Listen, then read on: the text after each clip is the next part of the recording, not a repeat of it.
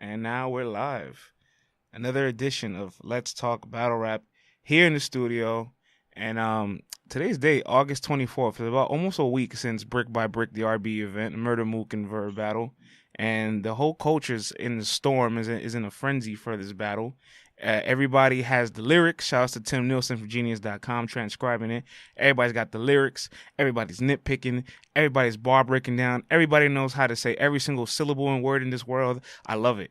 So no matter who you have winning this battle at the end of the day, this shows you that this was a win for the culture. When was the last time we've had a battle this electric? It's caught the eye of this many mainstream platforms and industry rappers and celebrities and athletes, and has everybody breaking it down, has everybody debating. But what's crazy is the battle is actually very landslided, and a lot of people have Verb winning the battle. We're gonna get into all these things, right? And August 20th, the Monday right after the battle came out, there was an article that everybody was fairly upset about. That came out on the source, and the headline of the article was a little misleading. The headliner said, "Murda Mook, Pat Stay, King Los saves the summer with flawless performances." And you know, the source also wrote about Murda Mook prior to the battle, so it's good to see the source covering battle rap, but people just want the proper justice of battle rap being covered. And you know, the culture was in a frenzy. Everybody was upset, and here we are today with a special guest on the phone because there was another article written in favor of Verb titled Verb Takes It to Murda Mook at RBE. And today on the show, the writer of this article, the voice of the culture and the people, we have DJ Sanchez, battle rap writer from The Source and from The Lesson. Welcome to the show. Thanks, bro. I'll just a quick one. DJ Sanchez is my business partner. I'll just go under Sam. So Wow. I run. Yeah, so I sort of behind the scenes. Very behind the scenes. Yeah. Yeah, because everywhere I've seen all the articles, your websites is DJ Sanchez and The Lesson. So what is The Lesson exactly? Is it kind of like a hip hop outlet where you guys just cover? So The Lesson is we start off as a radio show in many years ago down here in Australia, so we still have that. I run that with DJ Sanchez. We have a TV show playing predominantly music film clips, and then we have our sort of social media platforms. And 2 years ago, we started writing for The Source, which is a blessing. Wow. Let me put into context for the listeners, by the way. Yes, you guys hear the accent. The accent is real. This isn't a robot. This isn't fake. This guy is in Australia, in Melbourne, correct? Yeah. This guy is in Australia. Our battle rap writer, our savior, that got everybody rallied up and excited, is from Australia. And by the way, I'm doing this right now at 8:30 New York time, so it's 10:30 a.m. over there for him. Good morning. Thanks, man. A big fan of battle rap, and it's when you say it like that, it seems crazy that it's worldwide like that now. You know? Yeah, absolutely. Before we even talk about Verb and Mook and your writing, and I want to know about yourself, your hip hop background, you being a fan of hip hop, you being a fan of battle rap, your transition, your journey. Lay it out there, man. I would love to hear this because there's a lot of people behind the scenes that are just so special in this culture that we don't get the chance to ever really find out who they are. Yeah, no doubt. Well, I was a very bad b-boy back in the day, an average turntablist. Wow. And you know, I was taking lessons at DJ and just taking lessons to enter DMCs down here in Australia. But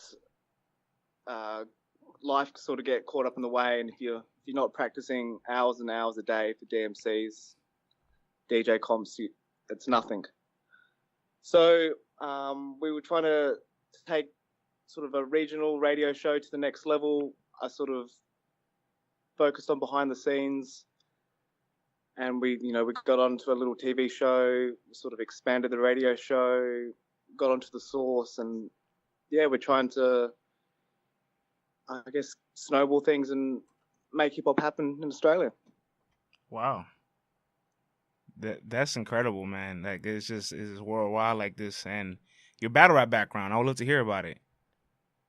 Yeah, we were saying just before, since my teenage years, showing my age, but Scribble Jam, taking it back probably 15 years now, was a massive deal in Australia. That was packing out in regional qualifiers Australia-wide. We had an Australian winner just overcome Thesaurus towards the end of Scribble Jam.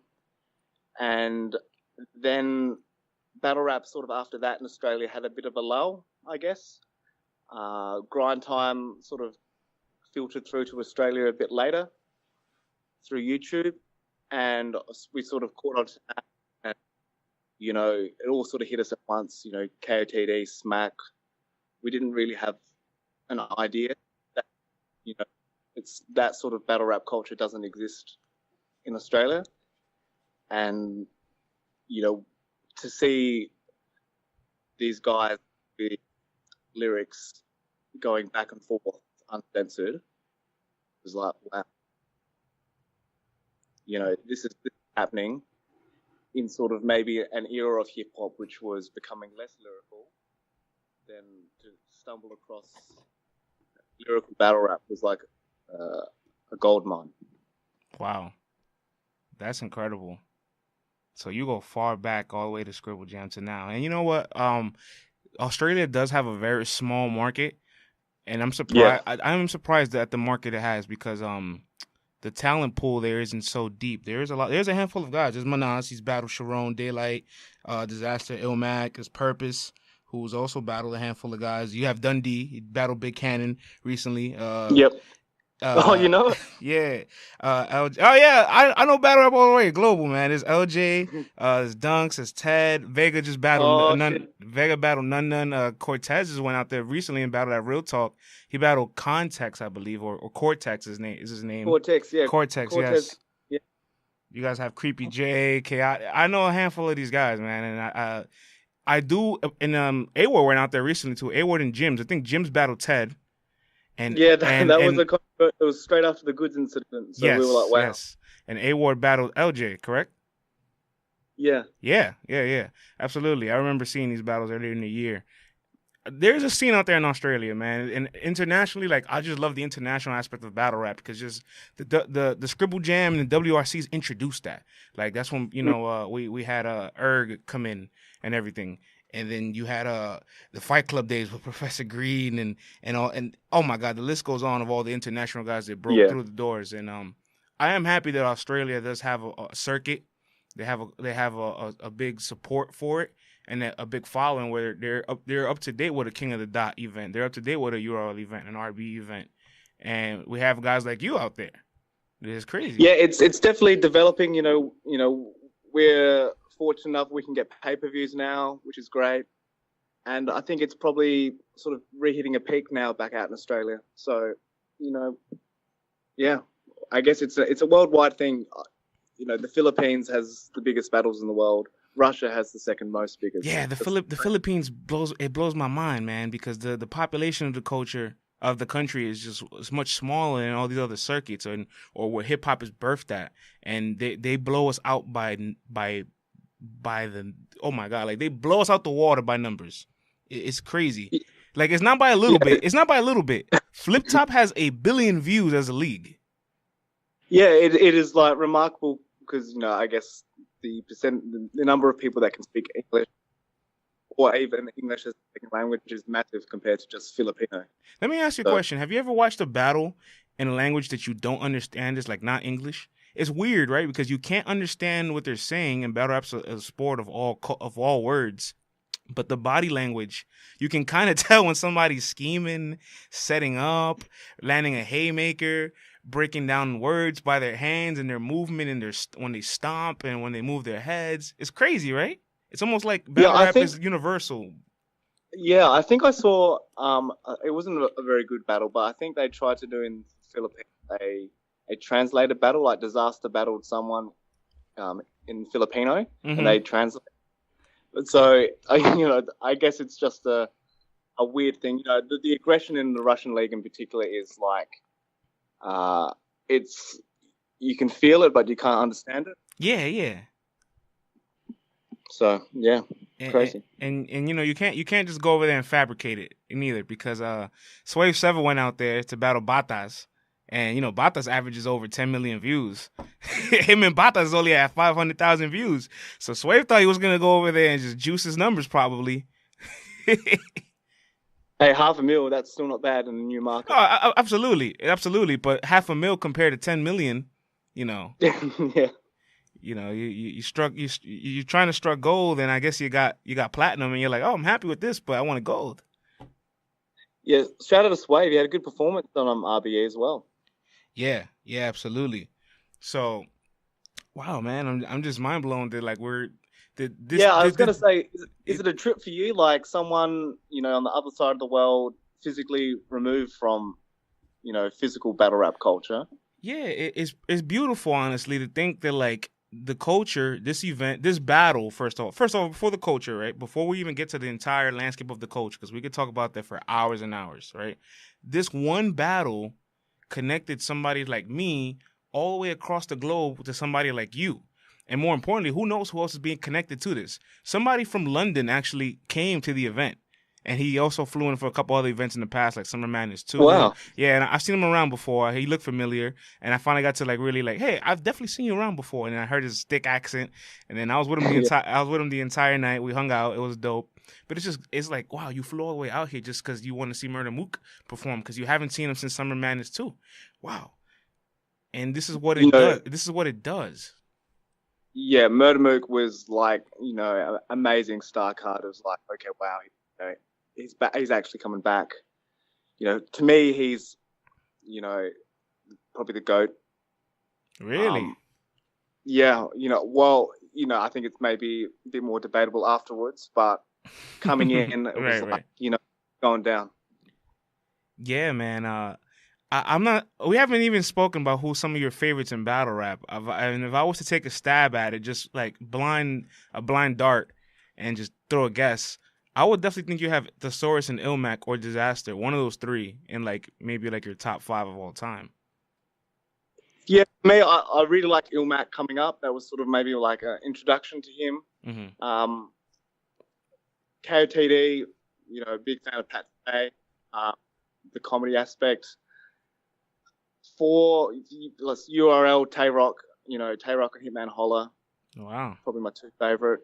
And JC versus Chilla Jones is my favorite battle of all time. Yeah, it's an amazing battle. Even though that's the battle I always show people who've never seen battle rap before. Yeah, I do that too, actually. That's a battle I introduced to casual fans. And this battle brought out a lot of casual fans.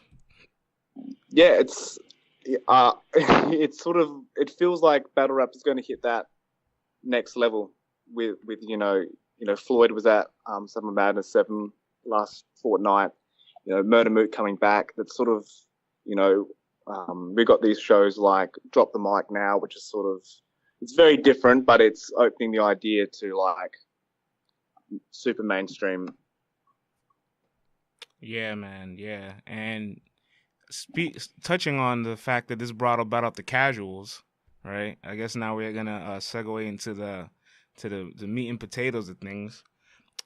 The source article that was written, a lot of people believed that the first source article that came out after Murda Mook and Verb, the one that was titled "Murda Mook, Pat Stay, King Lo Saved the Summer with a Flawless Performance." Everybody assumed that the writer was a casual battle rap fan, somebody who doesn't really know the culture, is not in tune, is not really in it, and is just using specific names for headlining, the event. And I think people instantly shied away from the article without giving it a chance because they were disgusted by the title. And the writer's name is Corey Copeland. I got the chance to read the article. He did break down the entire event in like a little recap. Everything, gave a little paragraph to each battle, the atmosphere, feeling, and the environment. And the context was, well, not the context, but I would say the intentions weren't, bad. That's how I feel. But he didn't realize the backlash he was going to get for it. What did you think of the article? Yeah, I would say, the article itself I thought was quite good.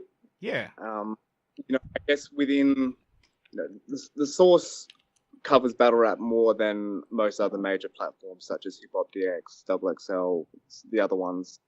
And I guess it's a bit of a catchphrase. I've written dozens of articles in the source. which sort of flow under the radar. But he's written one with maybe a very controversial title, and it's sort of been picked up by everyone, if you know what I mean. If I wrote my articles first, maybe no one would care. Yeah, that's interesting. And when he wrote the article, were you like, when you saw the backlash he received for the article, did you say to yourself, I have to step in and speak for the people? Did you not feel like you were kind of stepping on his toes in a sense by doing that? Or throwing him under the bus? Yeah, there were some like discussions behind the scenes with my editors that sort of about parts of the article, the headlines and so on, and that I wanted to present another voice, I guess, of the article. His article was more of a straight recap. My article was much more brief and not a recap, but I really, I guess, on side not only just my thoughts, but what a lot of bloggers and commentators. I went through the Rap Grid poll, what Champion had to say, State of Fly, and sort of present. This is not necessarily what I believe. This is sort of what they're saying. What's the word? What everyone. So it's, and I think it's, Save the Summer is obviously a bit of a cheeky slide at Summer Madness, right? But RBE, on their trailer they dropped the intro track was all about the summer. And it sort of fit the narrative, but, I still, I haven't watched all of Summer Madness 7 yet, but I know obviously everybody knows there were some good performances and not so good. And I don't, like, if you had to mention one person from Rare Breeds, you'd probably have to mention Verb. For him not to be in the title, I think it's a bit unfair to Verb. You know what's crazy? Averb's name was not the first article he wrote about Murda Mook, right? Corey Copeland before the battle was titled "Can Murda Mook Change the Landscape of Battle Rap?" And in that entire article, Verb's name wasn't said. In that article, Verb's name wasn't said. In the other one, Verb's name was mentioned very briefly, but I feel as if the context of where he put the article, it threw people off this taste where it's like, this battle, yeah, Mook is returning, but we want to see if Mook can adapt, because Mook's last two performances weren't quote unquote entertaining, didn't move us. This is a whole different environment, and this is Mook's first battle against a modern day battle rapper. Him battling Iron Solomon, Iron's from his era. Him battling Lux is from his era. Verb is post 2009 and on, the modern era. Yeah, Corey, he's definitely, he's done a lot more for battle rap behind the scenes than most. He's written articles about, not the first article in the source about battle rap, and he's written articles since then about the source about battle rap. So maybe, not for me, maybe sort of a cheeky tagline to try to gather a bit of attention. Right. That is, and sort of, I guess at the end of the day, it's worked out for the best for the source, because now, it's sort of come to the foray that. I mean, the source is not shy or new to articles that have upset the community or articles that have set certain MCs. Like, this happens all the time, right? This isn't nothing new, and I am appreciative of battle rap getting its proper coverage. I know a lot of people are upset where it's like, okay, if you're going to cover us the right way. In my eyes, I'm like, well, at least you're shedding the light on us. At least there's somebody that says, hey, this is worth talking about, instead of letting it sweep under the rug, because there's been plenty of events, too, that doesn't get talked about on the source, or, and over the last couple of years, it just swept under the rug. Great performances swept under the rug. And this one, it came out to light. It's interesting, though, because if you remember Verb's first round against Mook, when he talks about the mousetrap, and he talks about industry rappers, you're a snake, Mook. Industry rappers look at you in a cage. They throw you a mouse, watch you eat the mouse, and they clap and they walk away. Right? It's almost like Corey's title, by mistake, proved Verb's angle correct, in a sense. Yeah, I don't know if it's that deep for Corey, but I think it was a bit unfortunate for him. And also like I guess it was a combination. I think Pat Stay and Danny Myers is debatable at best. Yeah. I don't know what your thoughts. I don't know if you clearly thought Pat Stay took that. I'll be honest. I had Pat State winning, but you got to think to yourself. Let me put it in context for you as well, because that battle was 2 battles after Mook and Verb, and Mook and Verb was the 4th battle of the night, because Mook's last 2 battles against Iron and Lux were the last battle of a very long night. He battled Iron Solomon at midnight after everybody's been out for 10 plus hours. He battled Loaded Lux at like 10:30, 11 o'clock after we've been standing for endless hours. He's finally getting a fresh electric crowd. And by the way, Mook brings out a lot of casual battle rap fans and people that follow battle rap but stop following from the modern era, they remember the DVD days. Jay Mills, Murda Mook and Loaded Lux, Murda Mook and Party Artie, rest in peace. You know what I'm saying? So if that's your era of battle rap, you're gonna always gravitate to Murda Mook. So the casual battle rap fans came specifically for Mook. After his performance, I kid you not, half the building was wiped out. Like half the building, the population of the building was definitely cut in half. Really? What was a small room? Was it at Club Drum? Yeah, Club Drum holds about 250 to 300 people. I would say there's about maybe at least 200 plus there. You know, the environment was electric. Like it was great vibes. Everybody was happy. Everybody was excited. Let me tell you something. Even the people that came from Mook, right? I'm gonna call them the Mook stands. The people that had their pom-poms for Mook. Even they had to give it up to Verb after round 1. They said, you know what? Verb got round 1. I'm like, look at that. Biasness is being put aside. Like, because in battle rap, there's bias, right? And there's certain people that you just can't argue with, because no matter what you say, you're just not going to, it's talking to a rock. It's like talking to a wall. But when you get the opportunity to see a biased person have no choice but to admit, damn, you got me. That's big. Yeah, when Verb had that line about whoever he had on your podcast, I was like, oh shit. That line was great. Yeah, then he came back with the Dame Dash, and I was like, wow, is Verb going to take this round? Because Mook was still good. He wasn't perfect, but he was still good, if not great. Yeah. And even if you have Verb winning, it's not like Mook wasn't good or this battle wasn't close. The battle was extremely close.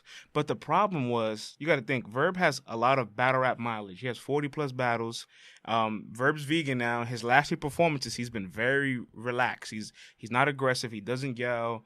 And it's a different Verb that we're used to seeing. So people are kind of nervous about who Verb's mental state and where he's at currently versus a Murda Mook at home who hasn't battled in years. Like Murda Mook being at home and not battling in 4 years, they're just so excited to see what you have to say that your first couple bars, even if it's not good, they're going to cheer for Oh, it. yeah, with that white T-shirt and the black do-rag was like, shit, Murda Mook's got this. Let me ask you, if I told you before the battle, Verb would be in control of the match and control of the tempo of the match, would you have believed it? Because I wouldn't have believed it. I didn't see it coming. I don't know if I could. I would have to be like, well, what angles has he got against Mook? Right. And that's what blew me away. He did it. Yeah. And probably my second favorite battle is maybe Verb Hitman Holler, especially that round 3. Oh yeah, that's a masterpiece. It's a masterpiece. So I always thought, since then, that Verb, might get that Lux or Mook look, and I'm glad he has.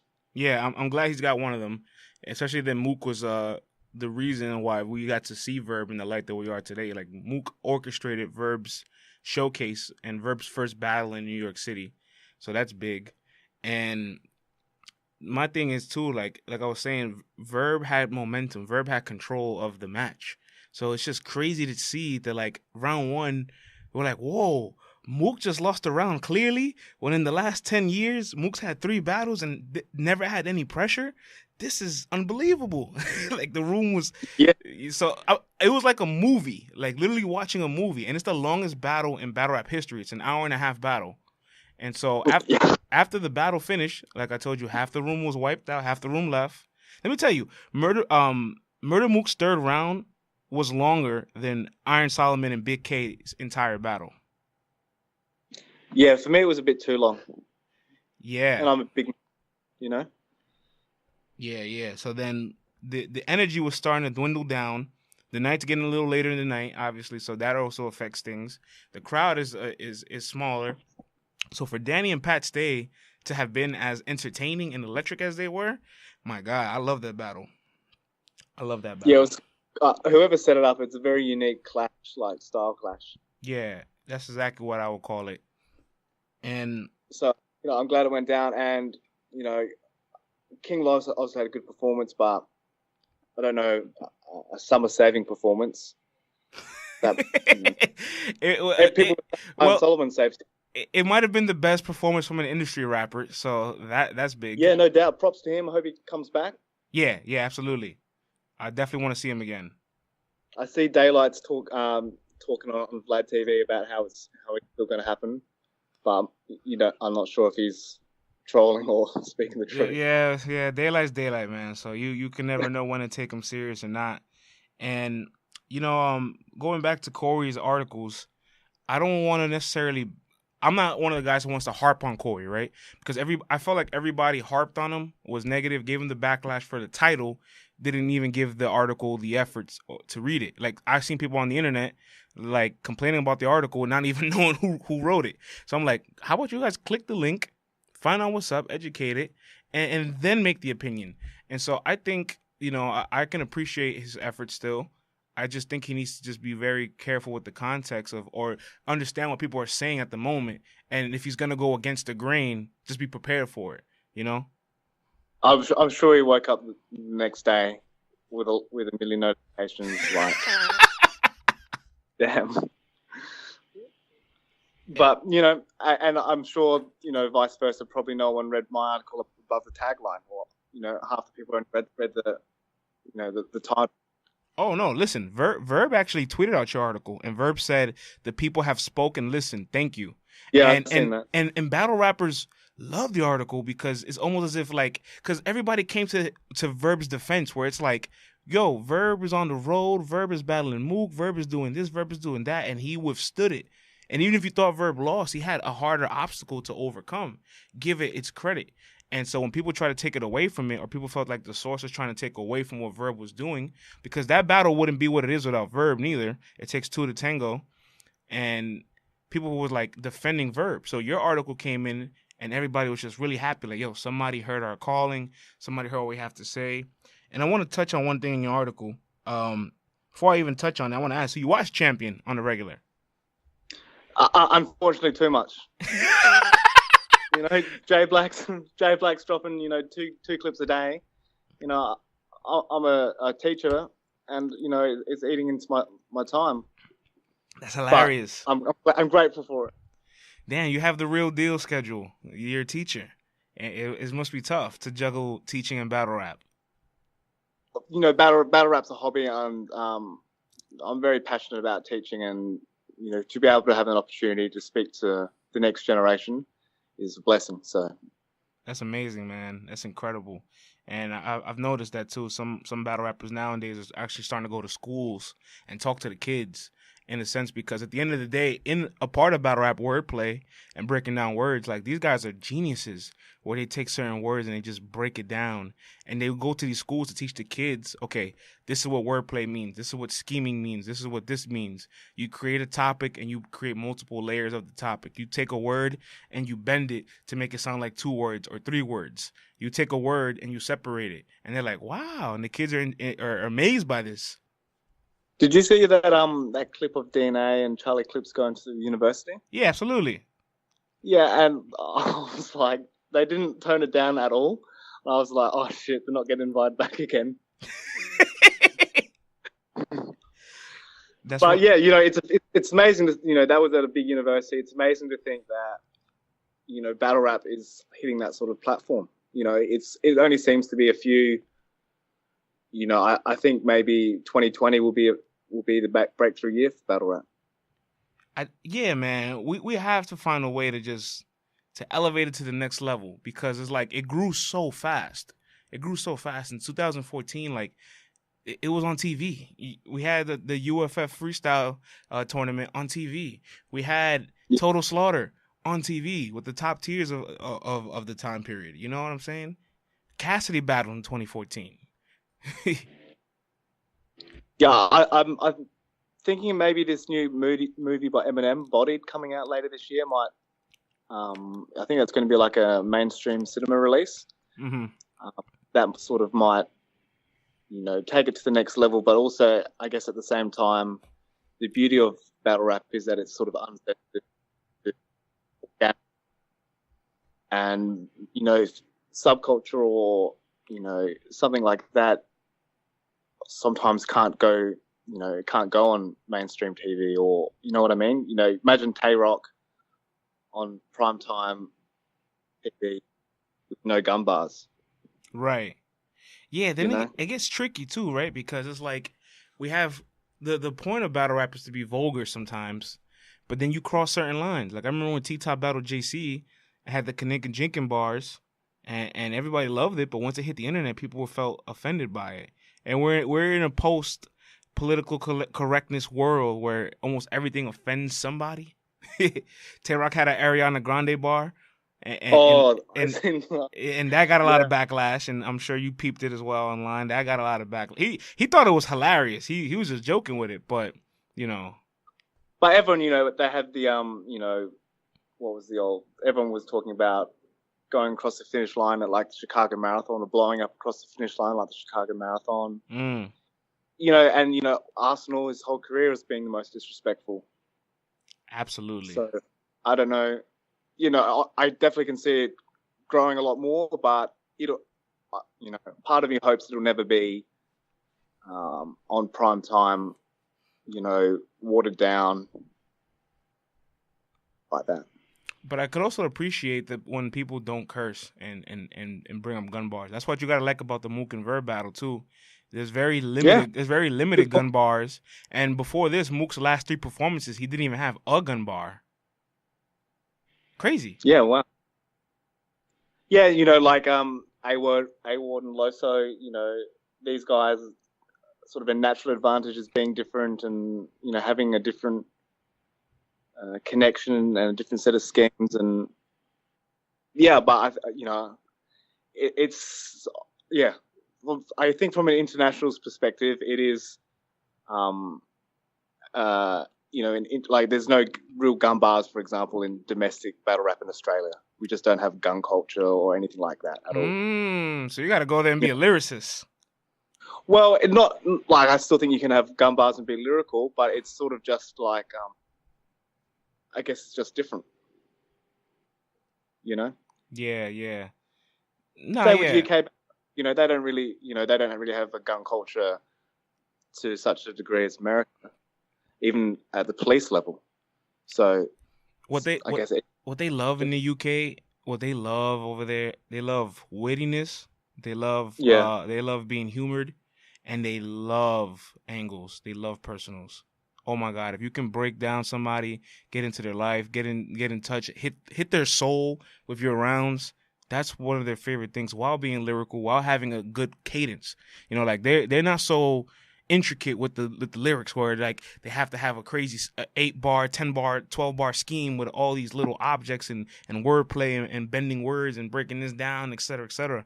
But they love the imagery of where you're painting somebody's life, where it's like, listen, you're a lowlife because you don't take care of your mother, and you're battling here, but you're supposed to be doing this. You should have been doing that, and you made the wrong decisions in your life. Let me tell you why you're not a man. You don't take care of your kids, or the list goes on. The list goes on with all the types of angles they throw out there. One of my favorite parts from Mook and was at the beginning of round 3. It's sort of been done before about sort of the play on the verb, but you're nothing unless you're standing next to something that's real. Mm-hmm. That was, I think, a high point for me for Mook. I don't know if I'm just I'm a bit on that UK tip. I like personals and breakdowns like that. So you were disappointed that Mook wasn't more direct in his first 2 rounds, because Mook's always been a personal guy. Like he tailors his rounds for his opponent so sharp, but his first 2 rounds against Verb were just him exercising his wordplay. Yeah, I thought maybe like the beginning of the third, he could have used that in his first. Absolutely. Absolutely. Um, and I also think that just his third was probably twice as it was too long. And yeah, I don't know. It's just, people say Mook didn't do, got 3-0. Yeah, he might have, or was debatable 2-1. And if you're a real Mook fan, you can probably try and squeeze out a 2-1 for Mook, such as Tech Nine Champion was doing. I, But I think Tech Nine's saying Tech Nine's a Mook fan is underselling it. yeah, okay. Well, you said that. Yeah, well, Mook's for a generation is sort of like godlike, and he still. I think he still had a great performance. Just Yes. Verb was even better. Yeah, absolutely. I take nothing away from any of the guys. Like, I don't even want to discredit any of the guys. I just want to talk about some of the things that I saw that interest me because, yeah, of course, Mook hasn't battled in 4 years, so people were like, oh, his delivery was a little off. His crowd control was off. Well, obviously, he hasn't battled in 4 years compared to somebody who had 5 battles in the last 8 months. He's going to have a little bit more control of that, so Mook's ring rust was there. But more importantly, both of them had enough material that if they placed it in different parts of their battle, they could have won the battle clearly 3-0. Like if Verb takes the ending part of his first round and puts it in his second, right? And takes a little piece of his third and just puts it in his first, or flips it around, he wins the first clearly. He can win the second clearly. And I don't really have him winning the third because of the gap in time, but some people prefer quality over quantity. Yeah, well, I think Verb had a good analogy for that on Champion, on the importance of the importance of 7 minutes of quality. So, Yeah. But yeah, I think for me, I can remember like a few things stand out for the battle. I can remember when Averb's like, you're getting emotional now. That was great. That was great. I can imagine in the building that was because on cam it seemed like a massive reaction and a bit of like, oh shit, Verb's sort of like he's on his level now. That's when we knew, like, wow, Verb is really in control of this match. Like, because Verb predicted everything. Verb said Mook is going to talk through my rounds. He's going to do this. He's going to do that. He's going to get very physical. And every single thing he predicted, Mook did. So when Mook was talking through his rounds, Verb was like, yo, let me take advantage. Look at you emotional. And the crowd loved it. I got a couple of questions for you. Yeah. To flip the interview around, do you think it was too physical, or was that fine in the building? I'm not gonna lie, man. I wasn't a fan of it personally. Like some people were like, "Oh, it's okay." I'm like, "Nah, it's not okay, man. Like we're rapping. I don't think Mook would do this to any other MC, or more importantly, I don't think he'll do this if he wasn't home." And I just felt like some of it was okay, right? It's an intense match. So like early in the first round when he was poking Verb took his hat, turned it backwards, and was ready to accept, where Mook was willing to take the physicality. But it's just it got a little too far where Verb's like, you know what? If I don't put my foot down, I'm gonna look like I'm getting punked on camera. And the eyeball test will probably lead to something different. Mook had a lot of those little tricks beyond the lyrics that would help him in the battle. They just backfired because Verb didn't back down and Verb threw it right back in. Verb's like, I know these tricks. I know what you're doing. Like Goods, when let me tell you a trick, right? Goods, when somebody's battling Goods, he'll have a cup in his hand, and when they're trying to land a haymaker, he'll sip the Henny. So you're so busy looking at Goods, you don't let the haymaker land. He's very sneaky like that. I love how he's so disinterested. He's always got the cup. He's refilling the cup. It's like a cheat code. Yeah. And then if he puts it down, it's like another cheat code. Yeah. So Verb knew what Mook was doing. So I thought the physicality was a little bit much, but Verb was ready for it and he handled it very well. What about talkings in the round? Do you think that was too much? Or? Yeah, no, that talking through somebody's round is just shows emotion. Honestly, I hate it. It throws people off their game. Like, and Verb wasn't talking through Mook's round. There's no reason for Mook to talk through Verb's round. We never really seen Mook talk through somebody's round like that, to be honest. Yeah, I guess it was in the moment. a high pressure situation, and that's what happens. Yeah, absolutely, man. Absolutely.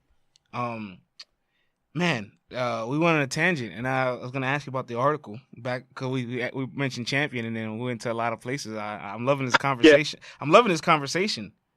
yeah. So I just I didn't want to clearly write an article verb 3.0 or verb 2.1, like completely contradicting what was previously written. I just mm, wanted to present facts which aren't debatable. No one can you can't debate that Mook that verb did not take it to Mook. That's a fact. And I relied went down brief history, because obviously there's probably, well, I hope there's a lot of young casual fans reading the source in 2018, hopefully, on their history. And I went through the stats on who's given it to who. So it was yeah. brief, it was short, it's just timely, I guess. No, yeah. I was gonna say that it was short, and you put it in the proper context where you're literally just saying, listen, there's one thing you're right. You said it perfectly. This you cannot debate that even if you have Mook winning, Verb put Mook under pressure. Verb was the most competitive bout that Mook's been in years, in over a decade. Yeah, even if Mook won a tough, if the battle was different and Mook won 3-0, but Verb still took it, that's still newsworthy, because anyone taking it to Mook proper, crazy. So Let me ask you. You mentioned towards the end of the article, kind of like what's next. Like you're also you. yeah, well, my favorite part well, about my favorite part before you even say my favorite part is like you're still got in touch as a fan, because us as fans, we love a moment, but we're on to the next moment always, right? Like something happens, we don't get to soak it up. We're thinking about what's next. So you instantly talked about, so what's next for Verb and Mook. And I love that, because now it's like, good, let's talk about what's next. These guys just did something amazing. Strike while the iron's hot. Don't let these guys go another year or two. yeah, I don't want another 4 years between the next battle. Exactly. I don't want Mook to have another hiatus before his next battle. The iron is hot. You're in momentum. You're warmed up. Let's get it going. Let's get your next match. I actually fear Mook's next opponent, because I'm sure Mook, he won't admit it, but he's probably critical of certain parts of his performance. He says, you know what? I can fix this. I can fix that. I can fix this. I'm going to be 10 times better now. Yeah, he can definitely level up, and it's going to be a problem for whoever's next. So you mentioned in the level of in the list of what's next, you said Verb and Lux and Mook and Surf finally. What do you think of both matches? Well, everyone wants Mook and Surf. Yeah, That's that was what we wanted first. We didn't want Mook and Verb. Yeah, so obviously sort of a lot of issues behind the scenes with that one, but these are just, I'm sort of stating what's on everyone's mind. Everyone wants to see that. Verb and Lux, it sort of seems natural next to some degree. And I think that would be great. I don't know about it being in St. Louis. I've seen Verb talking a lot about that. I would love it in St. Louis. I would love it in St. Louis as well. He deserves it. And I think that would be, it'd be a great look for Lux going down to St. Louis. He's back, no fear. We're down here, so we'll see. And I should, a bit of a cheeky one by me, throwing Lloyd Banks' name in there for Mook.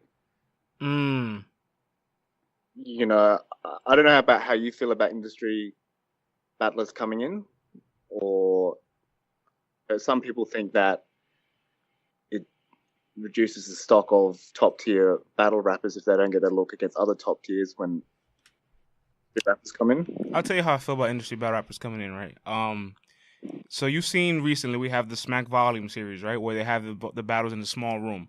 It kind of reminds me of the Bunker, a King of the Dot. As well as you, who's been following battle rap, past 10 years, we grew up with battle rap being in small environments, controlled settings, hard time limits, I love that setting and environment and element for battle rap always. Like the big stage is amazing. The big stage comes with tons of challenges that MCs have to come out there and master beyond their lyrics and beyond their performance. Yeah. And that it's skillful. It's an art to see and it's beautiful. But from time to time, I just want to hear what the MC has to say, their cadence, their flow, their rhythm with their rhymes and their raps. So I will always prefer a small room battle over a big room battle. And I think it's safe to say that industry battlers are much better in a small room than they are in a big room. Cassidy against Disaster in the big stage before it got broken up and the event got shut down was terrible. It is what it is. That was terrible. And what happened when you put them in a garage, a parking garage? Cassidy wins. Mm. King Lowe's Yeah. battling King Lowe's battling Head Ice.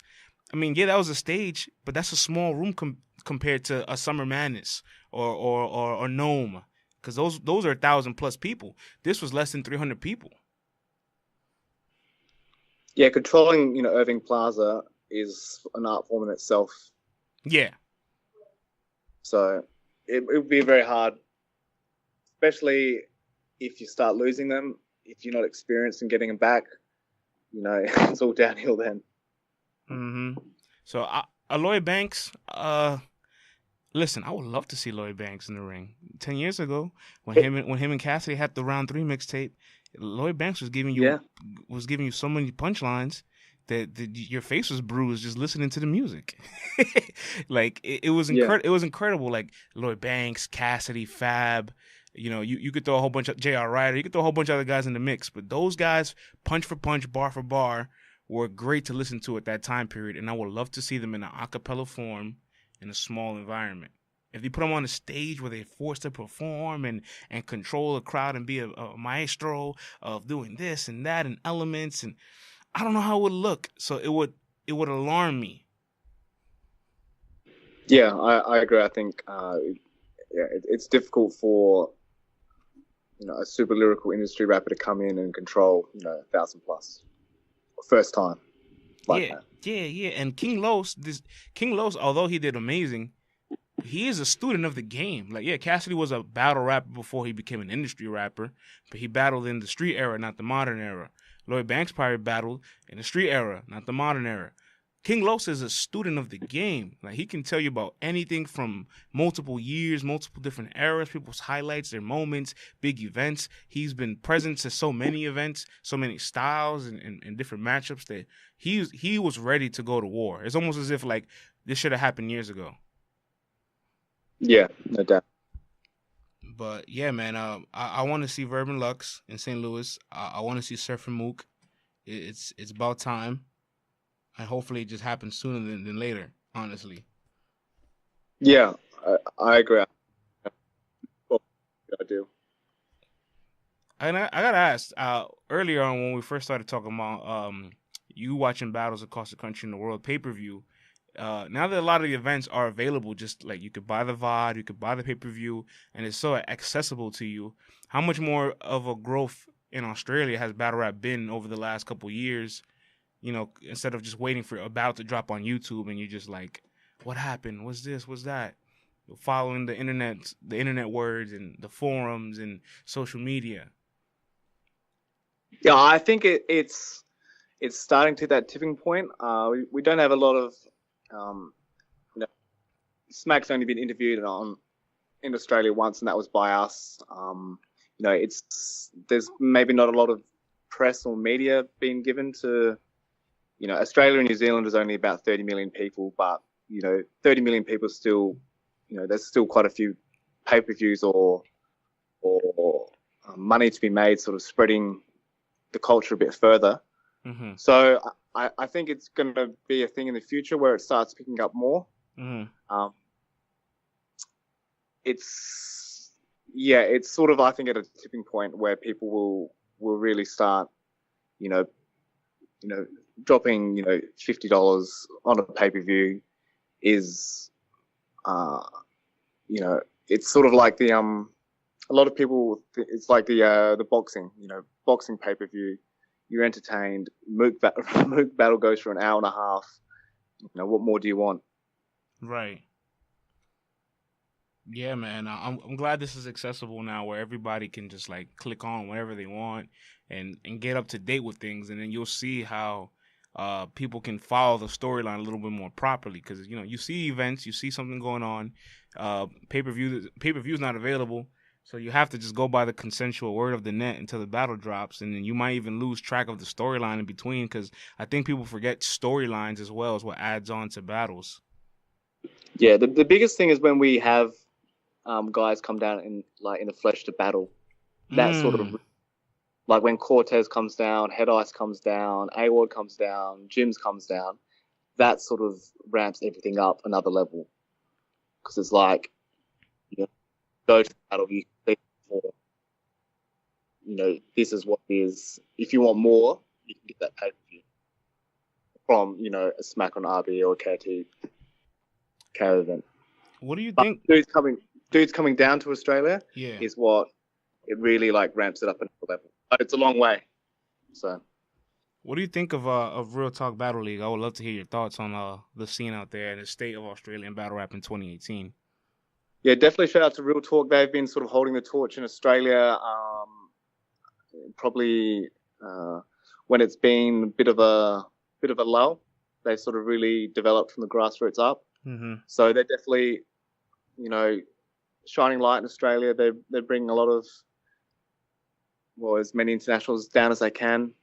So yeah, I think they keep on going, and the overall community is developing more with New Zealand. There's a big, for us, there's a big Australia New Zealand event going down next month, and we're seeing people like Dundee and Vega internationally on King of the Dot and in the UK. Yep. So I think sort of building slowly, and I think that's probably the best way, to keep something that lasts properly. Oh, that's awesome, man. That's awesome. I think the last event they had was, I think, in June. Creepy J was on the card, and Creepy J was also on the card with A Ward and what's the name of the card? Reality Check, right? Reality Check 2. Yeah, for me, A Ward's he's definitely a problem. He's A Ward's amazing. We've had A Ward on the show. He's amazing. We actually had we had an Australian industry rapper come back for a battle which got last week on a platform called THC TV. His name's Cogs, and he battled Dundee. Yeah. And that's probably been domestically in Australia the biggest hype battle for the last 5 or 6 years, since we had two industry sort of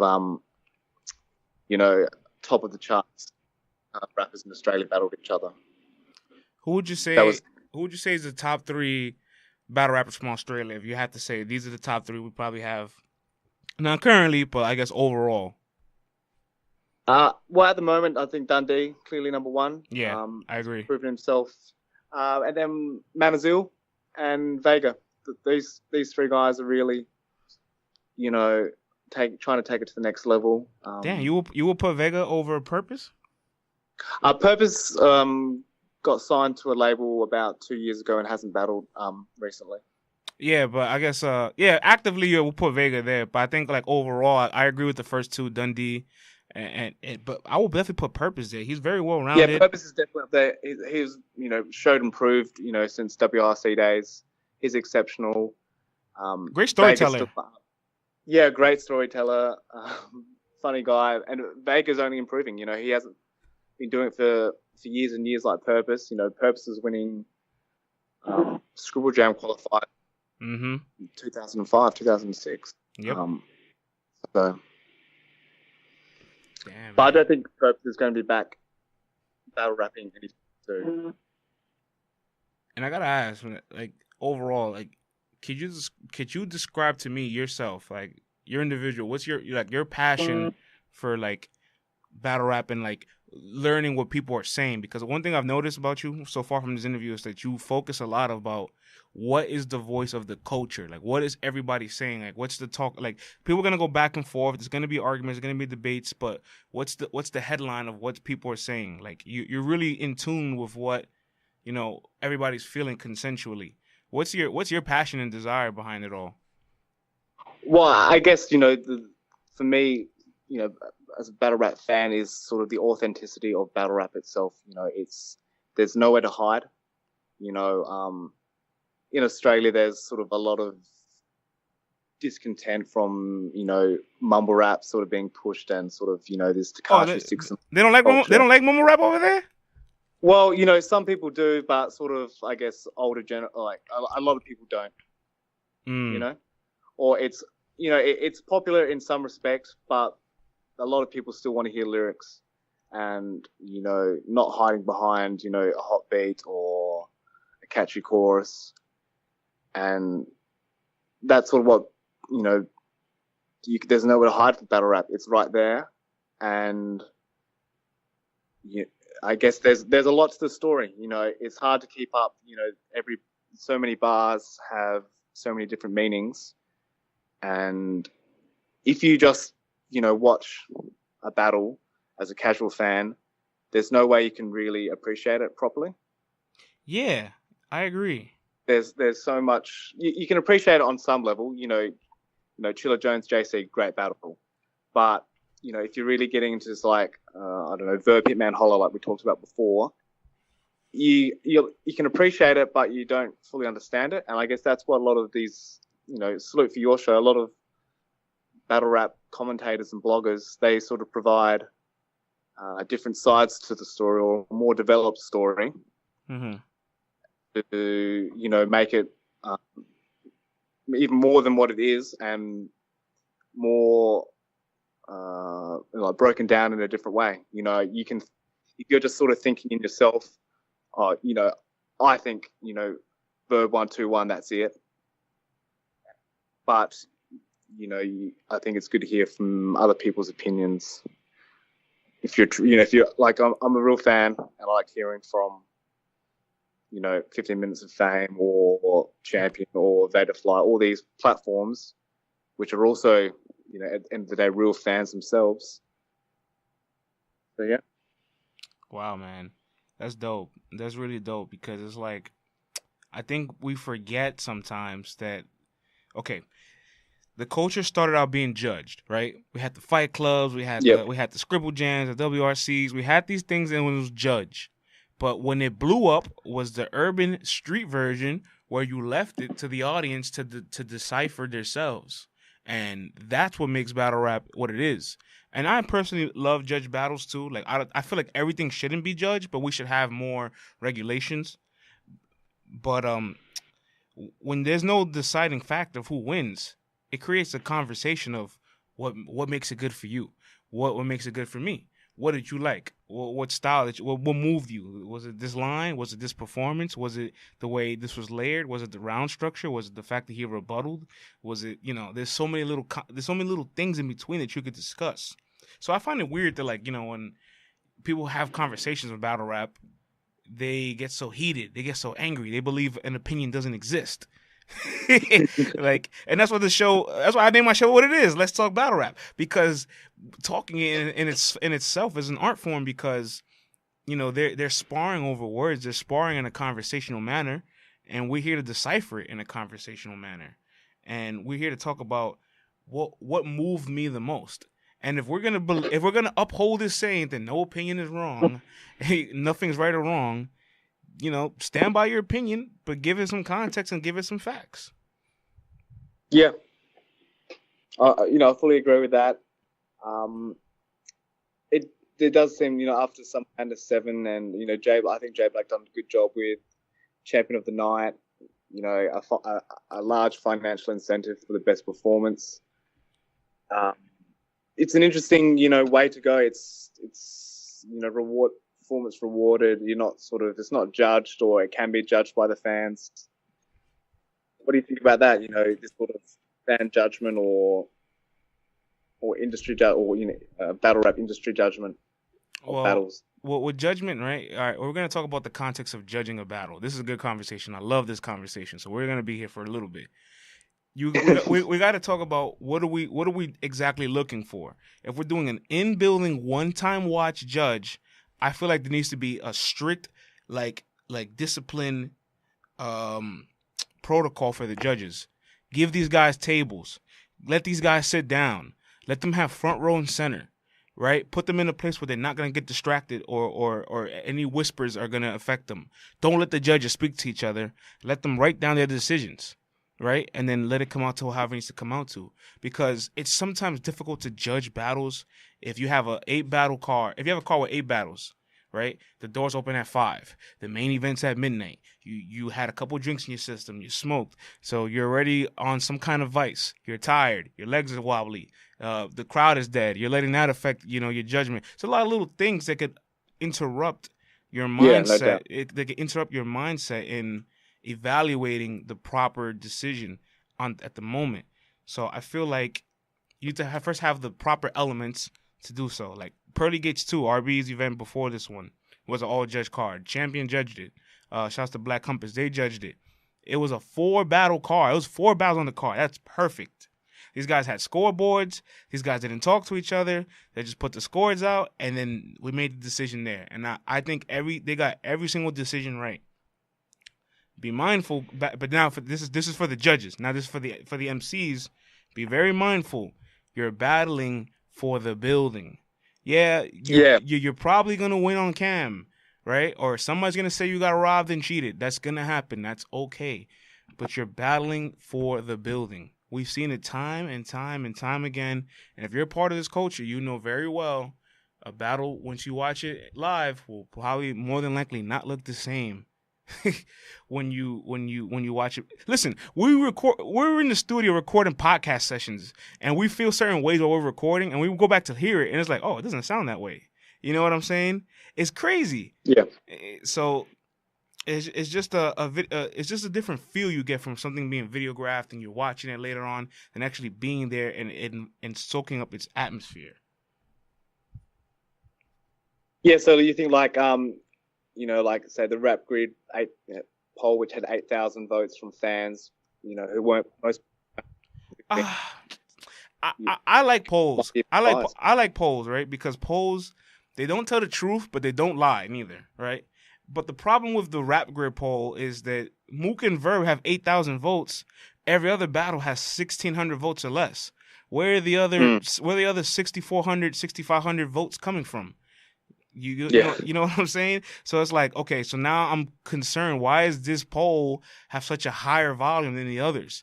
This lets me know that there could be a variety of people just voting against Mook. I don't doubt that. I think the poll isn't an 80-20. I think the poll is a solid reality. The poll should be a solid 68-32. Yeah. Which is still debatable. A poll is not, to me, if a poll is 60-40, it's debatable. 65-35, debatable. 70-30, debatable, but very, very, very close. Once it passes the 80-20 mark, I don't think it's debatable. Yeah. That's my opinion. Yeah, I went through the stats. There was still, 3 or 4% of people that had Mook 3-0. I was like, come on. He's like, come on now. Even if I'm a Mook fan, I can't give Mook 3-0. I'm just lying to everyone. Yeah. I've seen a lot of. I've seen a couple Mook 3-0s too, and what can we do about it, bro? What can we do, right? And I'm sure there was just as many, people, Verb fans that didn't watch the battle, seen the poll, log in from 5 different Twitter accounts. Yeah, Verb 3-0, Verb 3-0. With their Twitter burners. Yeah, that's. But anyway, that is what it is. But I'm just thankful it went down. I think it's a great battle. I think it's going to lead to a lot more great battles. Oh yeah, the momentum has to continue. And let me point this out. Verb's last 3 battles on camera, he's won the polls, and he lost to Pat Stay in the judge battle in the room. But Verb's a lyricist, so who's to say when the battle drops he won't win in the polls that one as well? Have you seen that battle? Yeah, I was in the building for that battle.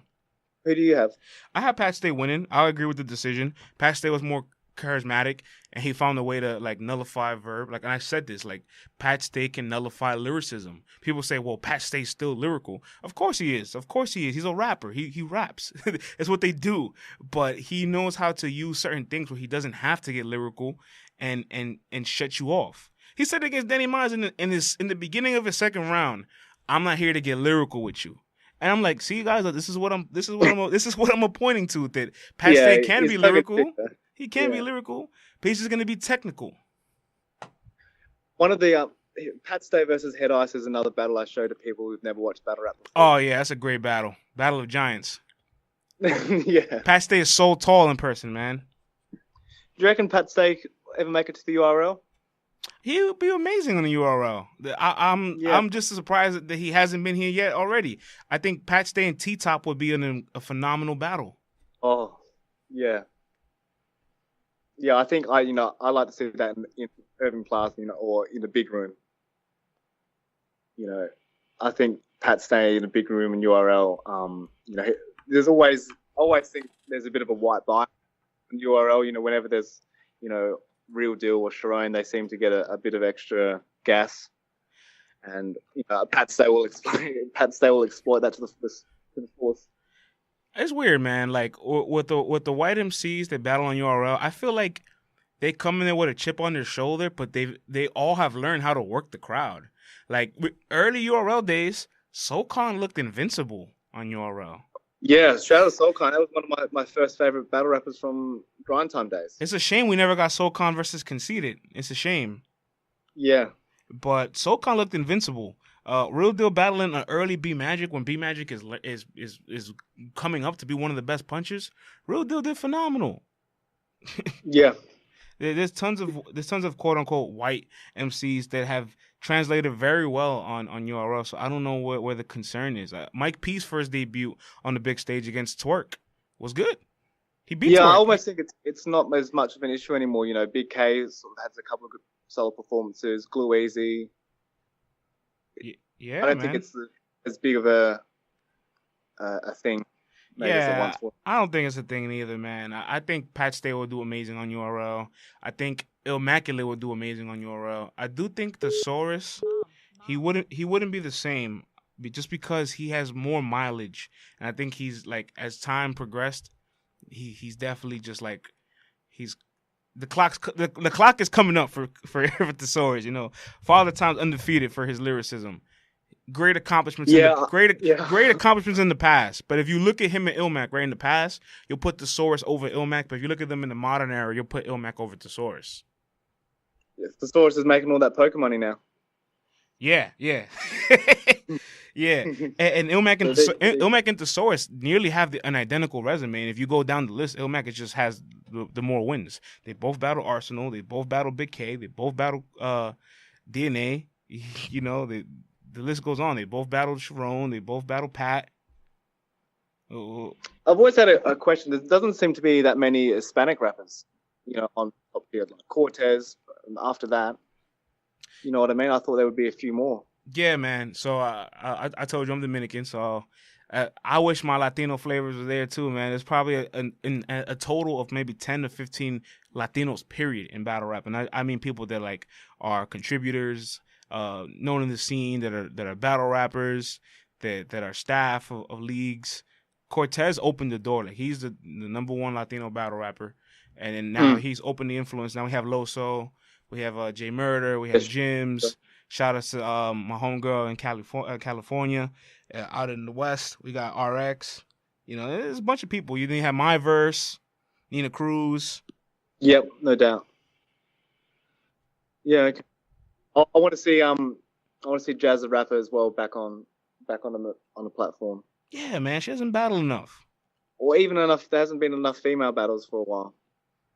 Yeah, the female scene is definitely right now at a little slower pace. It's just everything in battle rap just like hit a height way too soon than it needed to hit to. And like I told you earlier with the Australian scene, like the depth of the talent pool affects the market, and I think the talent pool in female battle rap, there is a pool of talented females and good MCs. I just think they're not exposing themselves or repping themselves as a brand enough. Like, they're not interacting with the fans, not doing interviews. They're not really promoting their battles. Cause let me tell you, the Vlad TV days, those females will promote a battle better than the guys. Yeah.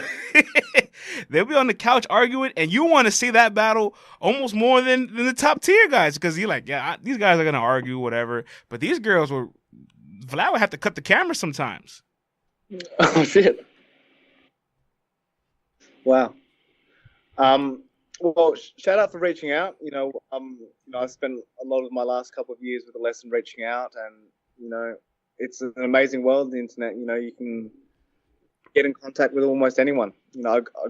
We did an interview last year with Freeway Ricky Ross. Who Oh would man, think that someone from Australia could get in contact with him? yeah, man, prepare yourself because now that you're on my contact list, I will be bothering you all the time. Yeah, I will be keeping you yeah. updated all the time. I follow Hey, battle rap you're not internationally, so I will you're be. not the only one. I've been being pressed a lot in the DMs the last couple of days about who deserves an article and blah blah blah. What? And What? that's fair enough. As they should be. It sounds like you're pressed on time. So before I let you run, what? What for you? Right? I can't even formulate the question because my brain is rambling here. But when you want to write an article for a battle rapper, what does it take? Like, does it take an event? Does it take a performance? Does it take a series of consistency for an MC? Like, why don't you write more articles? If I were to ask you that, like, an MC would probably ask you, where's my article? Where's this? Where's that? Yeah, so I've been writing for the Source for about 2.5 years now. Predominantly, I've only been on battle rap for maybe about a year. I started off predominantly Australian artists, like Australian music artists, articles in the Source, and then I guess more international flavor. And I try to give it a bit of a mixture between what I consider top tier battle rap, such as Verb battle, as well as international battle rap. So I try and focus a bit more on maybe the international side of it all, instead of just sort of like following, say, the big three leagues, or however you want to sort of say it now after this card. Instead of just sort of going like, after every battle they'll drop, I write articles about Philippines, about Neuron versus Disaster, something a little bit maybe different, because that's sort of, I guess, my role and position there. I'm not the only one that covers battle rap, and I try to maybe make it more special, trying to not oversaturate the market. If Summer Madness 7 gets announced, I write an article about that. I was going to write an article about Summer Madness 8 in London, but I'm not really sure what's happening with that at the moment. So I've had to leave that for now. Do you have any idea? That's obviously been cancelled, but has no been rescheduled? Yeah, it just got pushed back. It got pushed back to November, and it's crazy because I was gonna buy tickets to fly out there because the flights were under 400 round trip. It was like 380 round trip. Well, and I was like, whoa, I gotta get on this. But then something just told me, it said, wait for the car to get announced. Don't make any plans until there's a card out. And even then, plan with precaution because you'll get there and somebody will back out of their battle last minute. But yeah, the event is pushed back to November, and I wanna highlight a word that you said: oversaturated. Yes, I will be the first to admit, battle rap is completely oversaturated. Like, there's so many leagues, there's so many MCs, and I'm just a weirdo for being able to keep up with so much that I do. But the reality is not everybody's good enough to break through to that next level. When I think of some MCs that haven't had a big stage, a big opponent, or a big look, or can even be high on a card to sell the card, and they have 20 to 30 to 40 plus battles, it's like, okay, you got to realize at this point in time, like you're not gonna make it as a battle rapper. And for you, I want to ask you, what do you define as top tier? Because I define top tier as fan base, content, you know what I'm saying, wins and losses, and more importantly, where can I put you on the card? Like, can I headline you? Yeah, I think that's all a very fair judgment. I want to see, an all-round performance. Are you good in sport, big room, away, home? Yes, that's really big too. Yes. Are you not sort of just one-dimensional, and not even one-dimensional like people say Tay-Rock's just gun bars, but he's much more than that.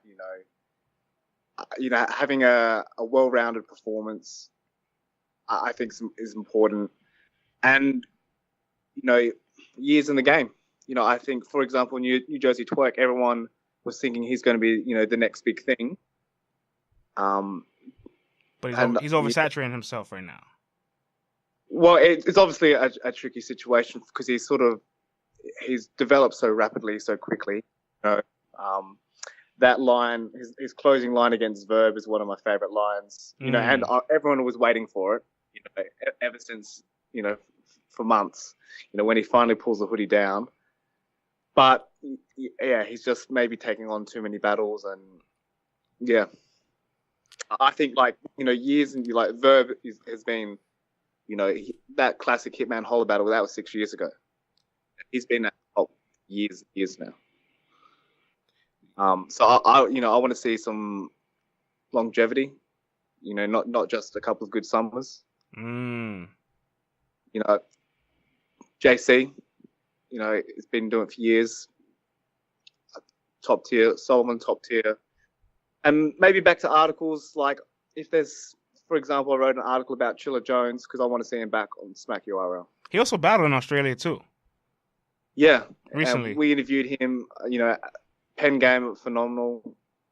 You know, something, you know, a little bit different. Instead of, I don't want to just be, you know, an article about how good about Tay-Rock versus Hitman Holler, because that's a fact. But you know, I want to try to provide maybe a bit of a different angle. And I listen to what the bloggers say and the commentators. That's probably, you know, if they're really speaking about something, you know, I think that influences me a lot. Yep, the voice of the people, man. The voice of the people, because, you know, there's a lot of people that are just fans of it and just want to hear what we have to say because they know we're following it religiously. So they're like, wow, you know what? He has a lot of experience. He's seen a lot of battles. What does he think? You know? Yeah, exactly. There's no, you know, I don't want to be sitting, you know, watching, you know, a battle on my laptop being like, oh, okay, that's what happened. Right. Well, that's what happened. Because of sort of, that's just my opinion off one watch. You know, do I know the full backstory properly? Probably not for every battle at all. And it gets boring if you just if it gets boring if you just watch a battle and just that's it. No, they need to watch it and know what was said about it at least. You know. Yeah, sometimes I find myself more entertained by the commentary around the battles than the battles. Talk about it. Yeah. They need us. They need the bloggers and the commentators. Yeah, it's they're keeping, you know, they're keeping the heat on the battle rappers. They're not performing. You know, they know once they get off that stage tomorrow, they're just going to get caned on the internet. So they better bring that performance. Yeah, nah, for real, because these guys, at least when they keep it look, when we recap our battles at the studio, we call them plus minuses, because we feel in every bad performance there's still something to highlight.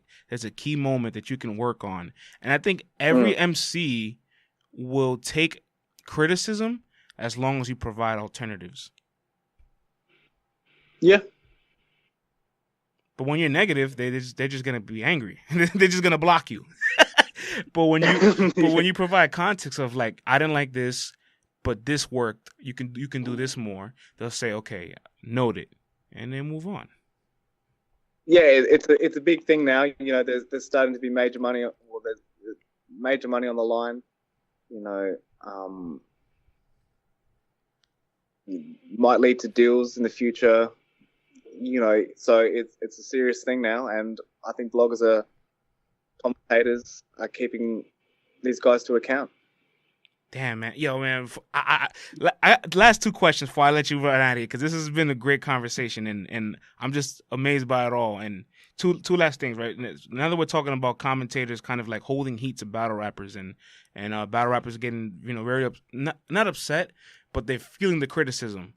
Tay-Rock and Hitman. We just seen that battle recently. Tay-Rock's been wanting Hitman for years. Hitman's have some of the best performances of all time. He has 3 of the top 5 most viewed battles on URL of all time. Hitman's up there. Like, you can make an argument for him being an all-time battle rapper, top 5, top 3, whatever, right? Tay-Rock's last 3 battles have been on the road. They haven't been the best performances. He's facing adversity, and now the fans are kind of turning on him after so many years of consistency. What do you think of like the Tay-Rock Hitman performance, and where does Tay-Rock go from his career now? I haven't got the chance to watch the Tay-Rock Hitman performance myself, but I've read a lot of comments about it. Yeah, it's difficult for Tay-Rock because, you know, he was, I guess, clearly number one in URL for a while. But I'm not, like, number one, where else can you go? That's If very you know what I mean. true. Like, you're at the top. He's only, you know, he's predominantly only battled on URL. Yeah, it's difficult for him, but, you know, to retain that top place is difficult because the fans always want to see the top dog get knocked off by whoever.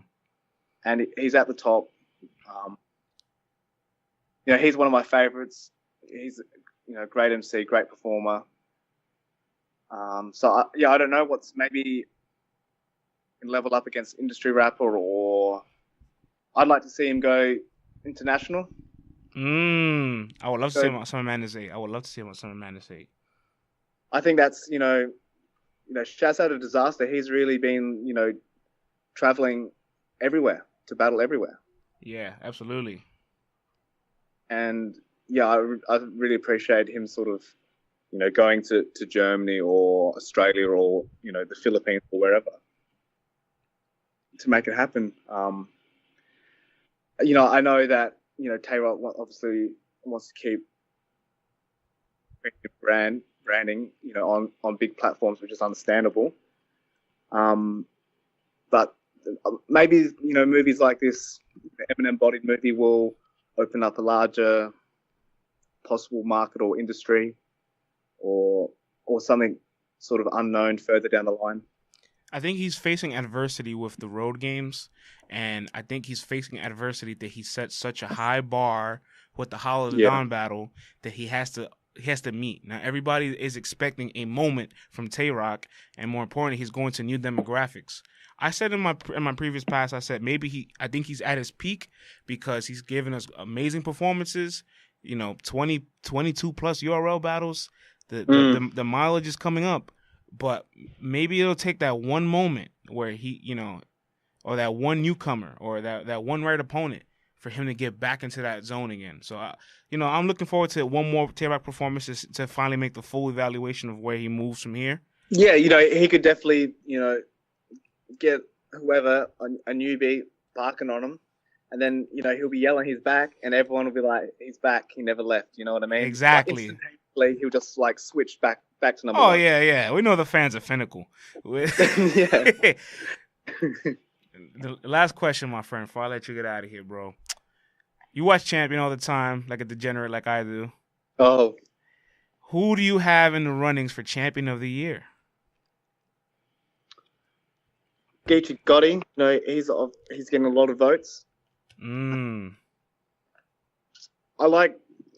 don't know if he's going to get the battles up, but Loso, you know, he's got a different, he's got, you know, Tech9 always says he's got that superstar quality. Tech's copping a bit of heat at the moment, but shout outs to Tech, you know, I like what he does. I love Tech. Yeah, you know, I like, you know, he's very funny. It's great that they disagree because it's such a, you know, it brings more people in. You know, if they were just both like, yeah, Verb 2-1. So, yeah, man, like the show almost emulates like the First Take or Undisputed show on ESPN and Fox Sports, and those shows are just complete polar opposite debates with one guy sometimes even trolling his opinion. And we love those shows, so we gotta love it over here on Champion too. But yeah, but you know, always in the comment Champion, and people aren't happy. People are killing them. They're killing them right now. They're killing them. Yeah. So, you know, shout outs to Tech. But I think, you know, Geechee Gotti's doing amazing. Newcomer. After this, you know, I don't know what else Verb's got booked for 2018. Even though he's probably had a bit of his, you know, average Pat Stay and New Jersey Twerk performances, but this sort of, you know, gives him new momentum if he's got, you know, a couple more battles at the end of the year. But yeah, I don't know. It's hard to say at the moment. I guess Geechee Gotti has had so many accolades from Champion already this year. He has 3. Yeah. It's crazy. So, I don't know. Who have you got? Um, Early in the year, the beginning of the year, I had John because I thought he was doing a lot of tough assignments. I had math, and after that, because math was very consistent. Wow, and He had a bad right race, now, maybe. I might have Geechee Gotti, but Yeah. the race is gonna be complicated and tricky because Loso's undefeated this year, but he has a light schedule. Math has been great. He just had one bad performance. Let's not Mm. take math out the equation. John Nadon has Hollow. If John is the first person to beat Hollow clearly, that's big. Geechee That's Gotti, big, but yeah. Geechee Gotti, won 3 champion in the nights. That's big too. Yeah. Is Summer Madness 8 confirmed for November, or is that sort of like a 10? No, it's no date yet, no card information yet, but that's Okay. what they said. So we'll call it tentative. We'll call it tentative. Oh, Yeah. Okay. another name to throw there too. DNA. DNA only had one loss this year. Yeah. DNA. You know, he was probably one of my. You know, I've been a big fan of DNA for years. You know, I love it when he took the tooth back out back in the day. Mm-hmm. You know, the proven ground killer. You know, he's much more than that. That freestyle rebuttal versus Jersey Twerk at Oh Summer my Madness God, 7.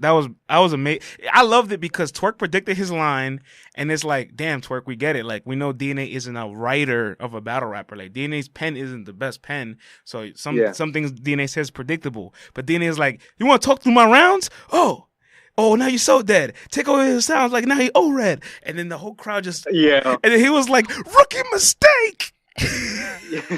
I wonder if DNA did Loved that on it. purpose to sort of, you know, an obvious line, a couple of obvious lines to bait Jersey Wow, Twerk. that would You be know what I mean? strategic. Because like, That I never thought of that.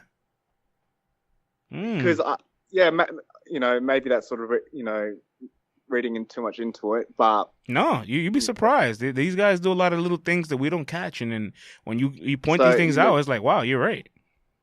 so it could be, but your DNA, I don't know what DNA's got booked for the rest of the year. We'll see. But yeah, if I had to say one, Geechee Gotti if he keeps it up. Yeah, I think he's in the front right now as well. But wow, man, Sam, thanks for your time, brother. Yeah, it's a bit of it's probably a trip for both of us. You know, someone on the different side of the world. You know, Yeah, I'm sure you're just as mind blown as I am. I'm still shocked. yeah. Well, keep in contact. You know, I'm sure we'll be speaking throughout. Before I let you go, can you please tell the world where we can follow you, your content, anything you have coming up as well? Yeah, sure. So we're on all things social media. The Lesson, based in Melbourne, Australia, radio show, TV show. Starting to do a few tours. We're bringing Rascast out to Australia for the first time ever in November, which is exciting. And yeah, if you're looking to expand further into different markets, hit us up. And all things at the source, as the Lesson. You know, we'll be touching on battle rap and international hip hop as well. Nice, man. Nice. Next time we chat, we're gonna talk about some Australian battle rap because I'm following my man Creepy J. I'm following Ness. I'm following a lot of the guys out there, so I'm up to date. And this is, don't mind me, I'm the weirdo that knows Australian battle rap, UK, this part of the world. I don't know how I remember all this shit, but I do. I might pass details on to a couple of people who might be interested in hearing New Yorkers' perspective on Australian battle rap, because that'll be a trip out. Yeah. I mean, when we first started the conversation, I said like 6 different names to you, and you were like, "Whoa." Yeah. Because it's like a compared to, say, you know, the Smacks, it's a smaller regional. It's an acquired taste if you're not from there. Yeah, it definitely it's different, but it's, I guess, our own flavor, and that's what it is. Absolutely, man. Well, my brother, man, thank you for rocking with us, and this was a great conversation. And this is the man behind the article from the source that stood up and defended a Verb. So everybody and people, look, I got some tweets too. people tweeted me. I said, hey, I have the guy that wrote the Verb article. What do you guys have to say? Tweet me, ask some questions. Everybody says, tell him thank you. Tell him salute for doing the article. Shout outs to BRC. He says, it was big for them to change the article. I was wondering if he caught all the battles. Vada Fly actually said, salute for doing the article. So there you go. You mentioned Vada Fly in the article too. Yeah, shout out Vada Fly. He did a video breakdown yesterday and about it, and shout out to the source for providing the platform to talk about this. I think they're doing a lot more than other platforms, so that's what it is. Amazing, man. Amazing. Well, my man, it's morning time for you, so go get some breakfast. Enjoy your day. I'm going to enjoy my night. It's long. This has been almost as long as the Mook battle. Oh, man. Take care, man. All right. Peace, bro.